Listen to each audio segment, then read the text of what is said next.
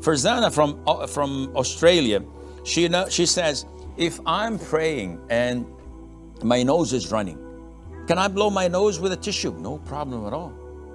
You can keep a tissue in your hand all the time. Whenever it runs, you blow or clean your nose, no problem. What about if I sneeze?